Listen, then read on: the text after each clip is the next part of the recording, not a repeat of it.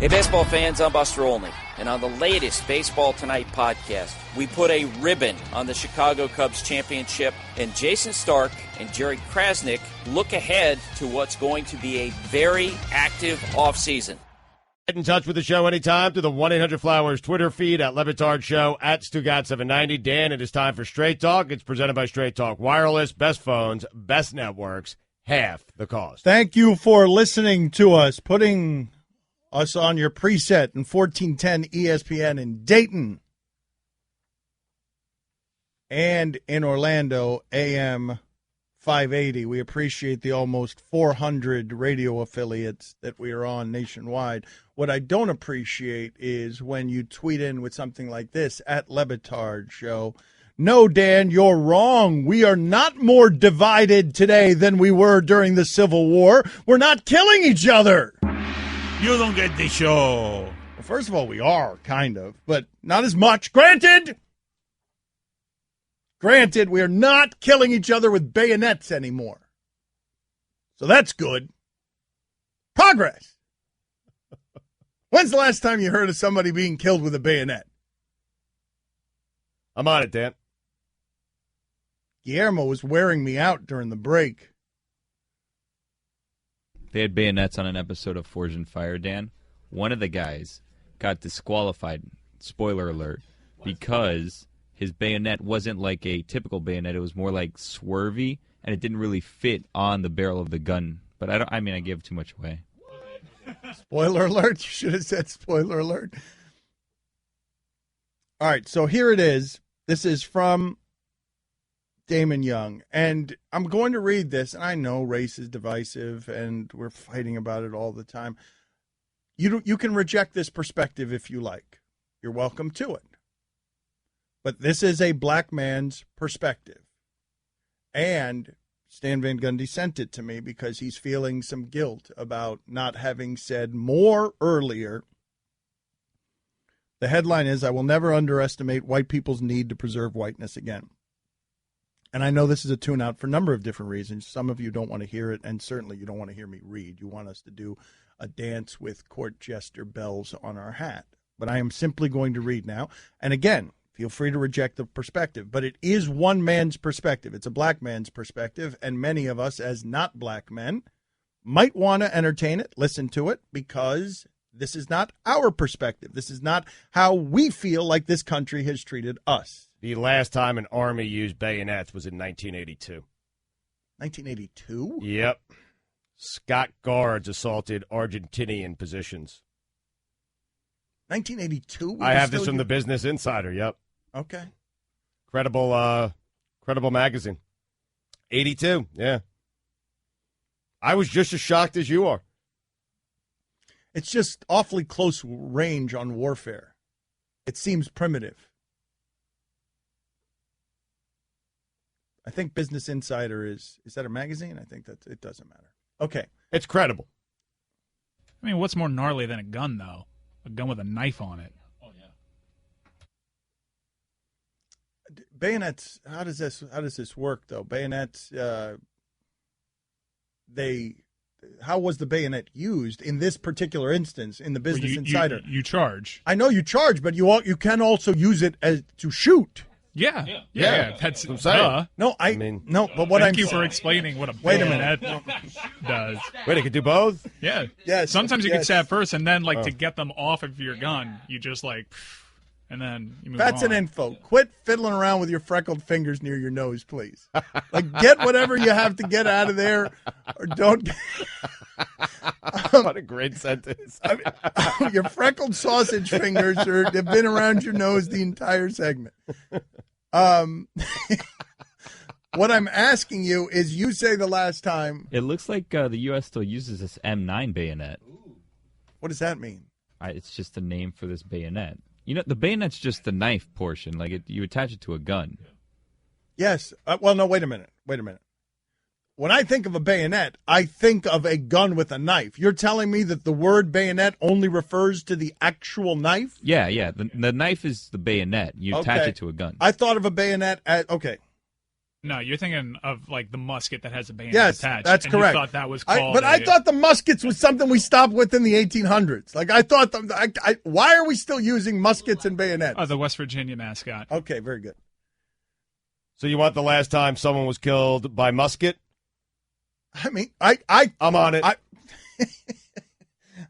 I was going to ask you, what I was going to ask you is this bayonet, when it was used in 1982, was it used as a knife or a gun? But you guys are telling me that the bayonet. All right, put that up on the poll, Guillermo, at Le Batard Show. Did you know the bayonet referred to only the knife portion of the musket? Because I was not aware of that until right now. I thought that the name for the musket with the bayonet was all bayonet. I don't think you can use bayonets on muskets at all, because muskets, I believe, have like the big, wide open like barrel. So I don't think you could attach a bayonet to that. All right. This is important work that's All being right. done. But you guys are suggesting to me that we could use the bayonet independently as a shiv without the gun. Yes. Okay. That's something I did not, that I thought of only, I thought that you could not have a bayonet if it was not a knife and a gun. Then I thought you did not have one. So I want to know how many of people in the audience knew that at Le Batard Show. Oh, my God. I don't have time to read this again. This is the Dan Le Batard Show on ESPN Radio. ESPN Radio is presented by Progressive Insurance. Dr. Allan Lichtman going to join us here in just a second on the Shell Pennzoil Performance Line. Here's your SportsCenter update. Browns and Ravens tonight, Thursday night football, 8:25 Eastern from Baltimore. Syphilis, televised syphilis. Washington Wizards, John Wall was fined $25,000 for bumping into a referee. He was ejected for the second consecutive game. And finally, Martin Scarelli, the controversial... I mean, you know what happened. You already know what happened. You were practicing the name. Controversial. Explain to him what happened. Go ahead, because this is just, I mean, and I had to take this Jose Fernandez story out of here that has posthumously in it. Did I say it right? Yes. My God. Go ahead, explain to him what happened, Dan. That's just great. I mean, Scarelli. You were practicing that name The 10 whole time. times, 10 times, and then you stumbled over the word controversial. Which I never do, because that's an easy one for me. Controversial pharmaceutical executive who purchased Wu-Tang Clan's. Do it again. Start again. No, I don't. You know what? Come on, one more time. Blame it on you guys. One more time. Why Let's not? power You blame through. it on us. I mean, you're putting me. You're not putting me in places to succeed. Okay. This is an interesting story. And finally, Martin Scarelli, the controversial pharmaceutical executive who purchased Wu-Tang Clan's loan copy of Once Upon a Time in Shaolin. Shaolin. For all the latest headlines and information, tune in to SportsCenter on ESPN Radio all throughout the day, and that was brought to you by Dollar Shave Club. If you're not a member and have never joined, you can get your first month of razors for free. Just pay shipping. After that, it's only a few bucks. Join today at dollarshaveclub.com/Dan. Did you finish whatever it is that he did with the Wu-Tang album? Did you finish the poorly. story? Okay. Yeah, he purchased a loan copy for millions, Okay. began streaming the album on the internet as part of a promise he made on social media if Donald Trump won the election. All right. I mean, that's just not helping me out right there, boys. Okay, that's Sorry. everyone else's fault but the person Sorry. reading. Sorry for putting words There's in a front lot of of you. tongue All twisters right. in there All right. in a short period of time. All right, very good. How about this? This is an actual text. I'm going to read it. I'm not going to change. Well, I'm going to have to edit several of the words, but here it is. Bleep you, Dan. Bleep you, Dan. Bleep you, bleep you, bleep you, Dan. Bleep you, you bleeping dirty bleep. Excellent. Thank you, sir, for listening. I hope we still are on your presets. So Dr. Allan Lichtman joins us now, and I was just curious yesterday. Oh, wait a minute. Before we get to this, real quick, what do you have for us on breaking bayonet news? Oh, in 2014, a man was stabbed to death with a World War I bayonet after refusing to buy drinker a pint in a pub. You've lost your confidence, man. Man, I'm not just happy. Shot. You I'm want to not just happy. sit out the segment? Yeah, please, go ahead. Try it again. No, I don't want to try again. Try the joke again. In 2014, a man was stabbed to death with a World War I bayonet after refusing to buy drinker a pint in a pub. That was 2014. Now, Dr. Allan Lichtman is on, and he's ready to speak to you. I'm not ready to speak to anyone. Okay, so here we go. This is what we've got. I was wondering about the polling results. I was wondering how everybody could get it so wrong. And so can you explain to the audience, Doctor, you correctly predicted that Trump was going to win the election.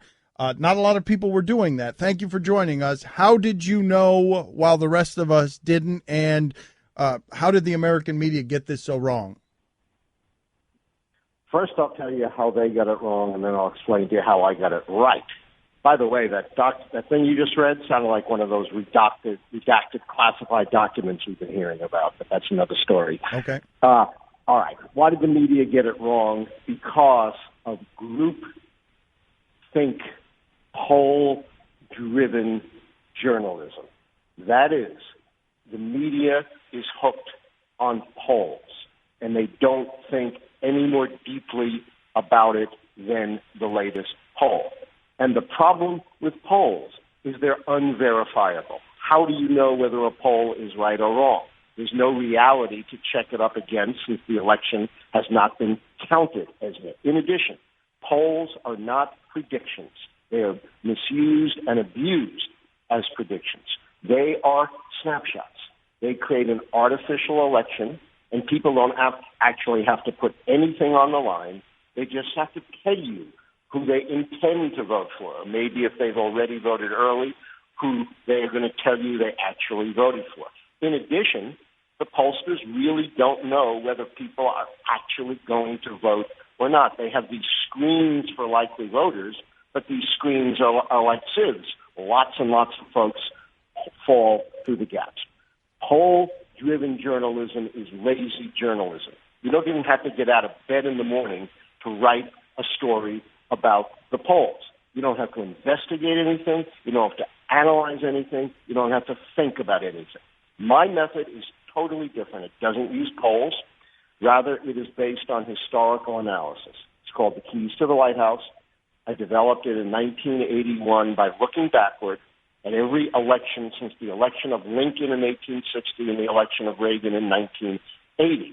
And I looked at these elections guided by the thesis that elections are primarily judgments on the strength and performance of the party holding the White House. And from that, I developed the 13 keys, 13 key factors that are basically true-false questions about the political situation with an answer of true, always favoring the election of the party holding the White House. And the decision rule is if 6 or more of these keys go against the White House party, this year, of course, the Democrats, they are predicted losers. And this deeper analysis that probes the structure of elections exposed quite a number of weaknesses in the incumbent party's position. I'm not going to go through all of them, but I'll give you some examples. The Democrats took a big pasting in the midterm elections of 2014, a bad omen. The sitting president is not running. Open seats are hard to win. The Obama administration in its second term, and the keys goes term by term, didn't have big policy accomplishments to run on. It didn't have a big splashy foreign policy success to tout to the American people. So there were evident weaknesses in the position of the party holding the White House that would not be evident from polling analysis. You had to look more deeply. And based on these and other weaknesses, I was able to predict, and this was before the sex tape, before the dozen women came out, I was able to predict that this should be a change year and the party holding the White House should lose. But when was the last time polls got it this wrong? When's the last time the American media was following anything through what they thought was reliable data and got this wrong? This is probably the most egregious polling error since 1948, when the pollsters absolutely assured everybody, and every single journalist worth their salt went along with it, that Thomas Dewey would defeat Harry Truman. That led to such groupthink that when the early returns seemed to favor Dewey, one newspaper in Chicago had this big headline, Dewey defeats Truman. And there are lots of other times when the polls haven't been this egregiously wrong, but haven't been very good guides. For example, in just the last election in 2012, the polls were basically tied. They certainly did not anticipate a big wave in favor of Obama. Same thing in 1980. They missed a big wave in favor of Ronald Reagan. So while the polls are generally correct, they're going to be off frequently enough that they're not a good guide. Plus, you have these kind of pseudo-scientific analyses of polls. You've got Nate Silver and other so-called experts who are deducing from the polls a probability, 75% likely Clinton win all the way up to 99% likely. But that's not scientific analysis. That's just compilation of polls. Nate Silver's a clerk. He's not a scientist. Anyone could compile polls and come up with a result. So I would urge all of those who follow elections to probe more deeply and look at the structure of elections. Because not only are polls the lazy person's way of analyzing elections, they don't teach you anything. They don't tell you anything. If you use the keys, you're actually uniting history, politics, and governance, because you're looking at the big picture, foreign policy successes and failures, the long and short-term economy, policy change, social unrest, scandals, third parties, the big events in our history. And to answer the true-false questions, you've got to go back in our history all the way back to 1860. And you and I can debate and discuss these answers and learn things about our politics. Here's what I love about what just happened here. Now, Dr. Allan Lichtman, he's super informed. He's also a little bit of a hijacking gas bag, and he's sort of taken the show, and he grabbed it, and he gave us a lot of good information. And what's happened here is nobody heard anything other than you calling Nate Silver a clerk.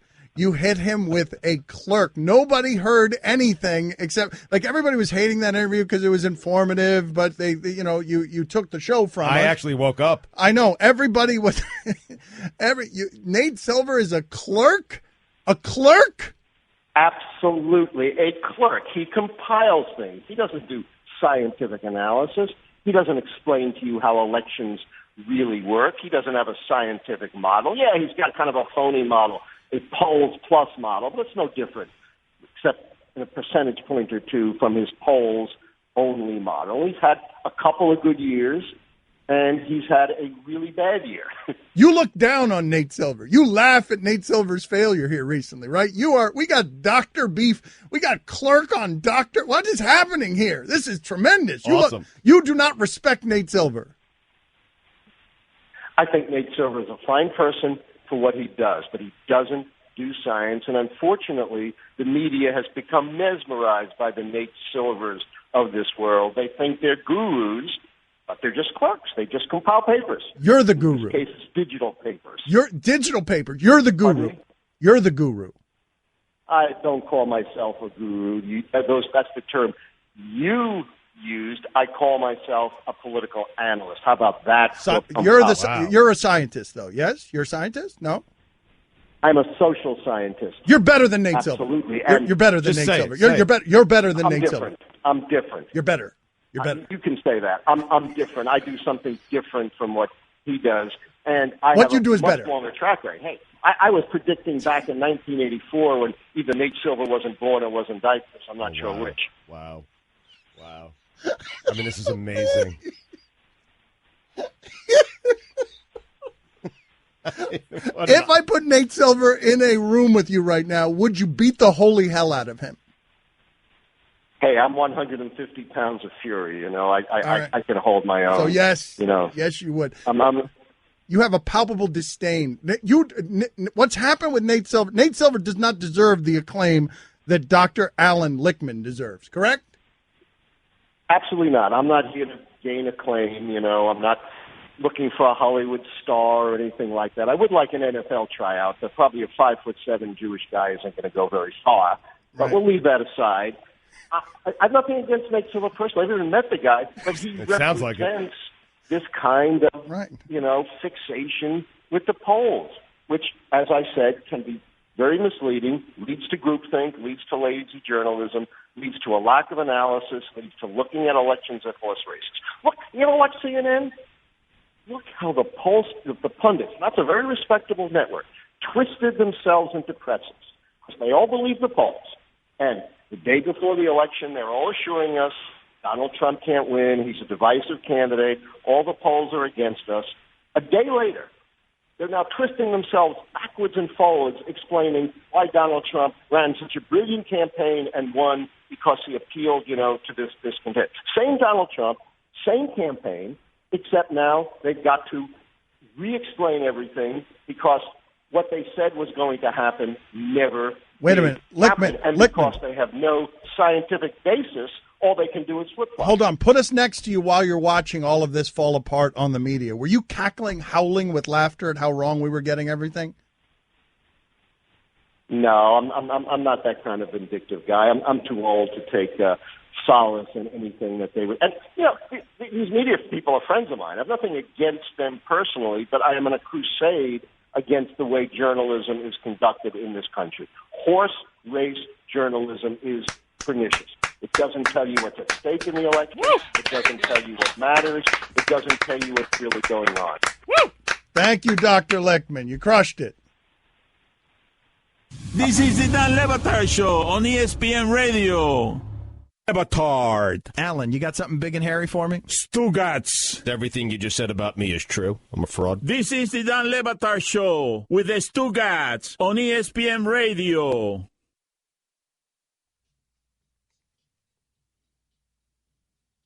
Our thanks to Animal Collective, squeezed in there in the back, 8:30 p.m., Fillmore, Miami Beach, tonight. If you want to see him, FillmoreMB.com.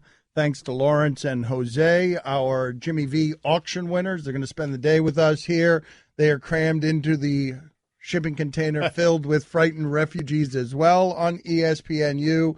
Texter writes in, I hope you realize that you just told your listeners to go away 2 segments ago because you were going to cram more politics down our throats. And now you're going to bleep them off even more by reading your little note later. I get your show and like it on most days, but this bleep is pretty rude to your listeners. I'm not talking about politics. I'm talking about race. Race has made its way into this conversation. That was Stan Van Gundy's sound that we played for you. But when you say that it's rude to our listeners, I value our listeners. I appreciate our listeners. I do not do this show for our listeners. I do it for me. And it can be selfish, and you can view it as selfish, but I don't much care what you want to listen to. I hope that it's what I care about. I hope that it's what I talk about. But if it's not, you can go away. You've got plenty of other choices, and I don't mind or care if you do. It's why I'm not likable. I was going to say, this is not helping you on the who is more likable poll we have going on at Le Batard Show. Not going to help your cause. I mean, right now you're trailing by a wide margin, and it's about to get worse. At Le Batard Show, who's more likable, Dan or Stugotz? Stugotz will slap you on the back and tell you what you want to hear. Yep. I'll tell you what you don't want to hear and then go into another room when you're still lingering around as a guest and not announce that I'm going to sleep. Wonder why I'm winning. Don't care what you think. It really is, given that philosophy, weird that we're popular. Because I really don't care what you think. And I don't either. I just act like I do.